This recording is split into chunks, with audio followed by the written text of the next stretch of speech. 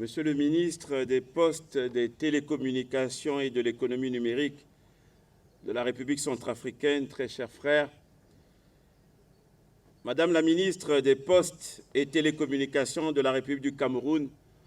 représentée par son Excellence Monsieur l'ambassadeur extraordinaire et plénipotentiaire, Monsieur le préfet du département de la Sangha, Monsieur le président du Conseil départemental de la Sangha, honorables députés et sénateurs du département de la Sangha,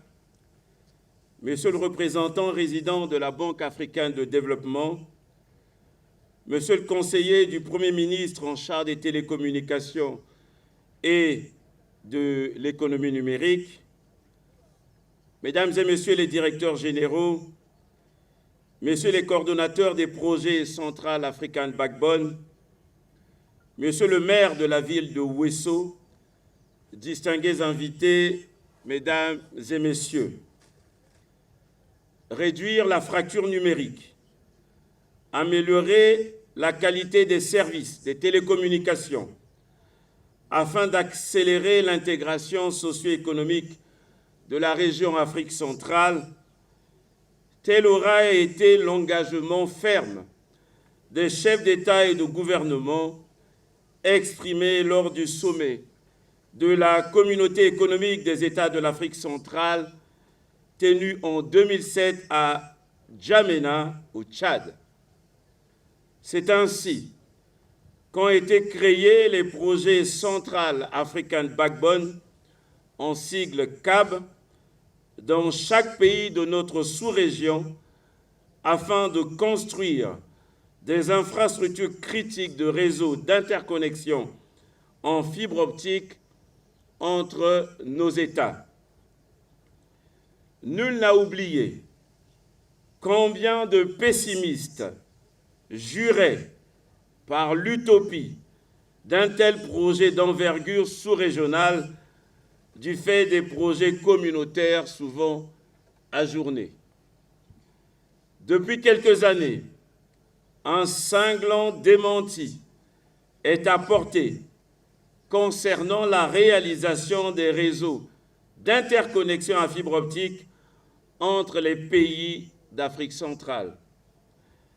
La détermination du gouvernement de mon pays, sous le leadership éclairé du président de la République, son Excellence M. Denis Sassou Nguesso, nous a permis de progresser vers l'atteinte des objectifs communautaires d'interconnexion de nos pays. Le réseau d'interconnexion en fibre optique entre les deux pays, à la réception provisoire duquel nous avons participé, est le couronnement des efforts conjugués de deux chefs d'État, leur Excellence, M. Paul Biya et Denis Sassou Nguesso. Qu'il me soit permis de leur rendre un vibrant hommage. Mesdames et Messieurs,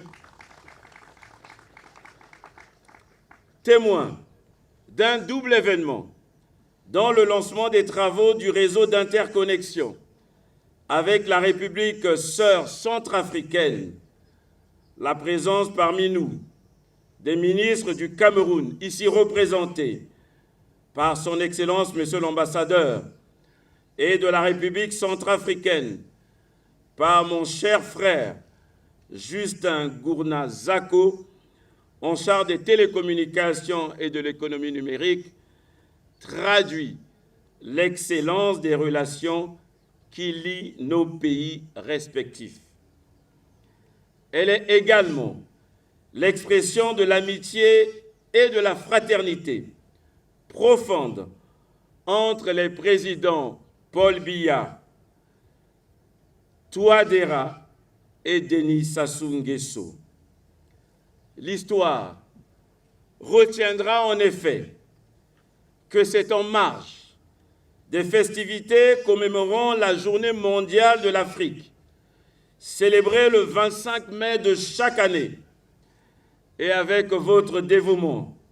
très chers collègues et frères, que se concrétise l'engagement de nos chefs d'État. De Mbinda, dans le département du Niari, au Congo, où l'interconnexion a été réalisée en décembre 2017, avec l'Ekoko, dans le département du Haut-Ogooué au Gabon, de Wesso, dans le département de la Sanga, au Congo, où nous procédons ce jour 26 mai 2022 à la réception du réseau d'interconnexion avec le Cameroun, au terme des travaux du projet Central African Backbone. Permettez-moi de vous adresser mes sincères remerciements au nom de Son Excellence, Monsieur le Premier ministre, chef du gouvernement, Anatole Collinet Makosso. Mesdames et messieurs, je voudrais saisir cette occasion pour réaffirmer, malgré les crises sanitaires et économiques, les efforts que fournit le gouvernement de la République de mon pays en vue de matérialiser le projet de société du président de la République. Ensemble, poursuivons la marche dans sa matrice de développement PND 2022-2026. L'attractivité des investisseurs devant nos portes, notamment dans le domaine du numérique, est un signe d'encouragement et d'espoir pour une économie qui se relève. Les populations du Congo commencent à savourer les fruits de la connexion Internet à moindre coût et à s'offrir des opportunités d'emploi pour les jeunes. Outre le projet Central African Backbone, notre opérateur historique Congo Télécom SA, grâce au projet de couverture nationale, améliore la connectivité numérique entre les usagers. Par ailleurs, le Fonds d'accès pour le service universel des communications électroniques, FASUS en sigle, instrument du chef de l'État dédié à réduire la fracture numérique via les communications électroniques, se targue de couvrir progressivement les localités enclavées non desservies pour raisons économiques par les opérateurs de téléphonie mobile. À ce jour, près de 80 localités et une dizaine d'établissements scolaires et universitaires ont été connectés. Ngonaka, localité dans le district de Komono, hier inconnue des Congolais, est sorti le 20 mai 2022 de son anonymat grâce au Fonds d'accès pour le service universel des communications électroniques. Mesdames et messieurs, distingués invités, je ne peux terminer mon propos sans remercier les différents coordonnateurs du projet Central African Backbone Congo pour leur expertise dans l'implémentation des projets. J'ai cité le conseiller Luc Mizidi Banzi et Yvon Didier Miakanda qui ont bénéficié des orientations avisées du ministre Thierry Lezin Mungala, alors ministre en charge des télécommunications, ainsi que de Michel Ngakala, coordonnateur en fonction. Aux sociétés adjudicataires de la première et deuxième phase du projet Central African Backbone, à savoir China Communication Service International et Huawei Technologies, ainsi qu'à la Banque mondiale et à la Banque africaine de développement pour leur appui financier sans lequel le projet Central African Backbone ne serait qu'illusion. Je leur dis grand merci. Je m'en voudrais si j'oubliais de féliciter et d'encourager toute l'unité de coordination du projet Central African Backbone Congo pour l'aboutissement heureux des projets de réseau d'interconnexion à fibre optique dans des conditions parfois très difficiles. Mesdames et messieurs, puisse ce bel instant de réception provisoire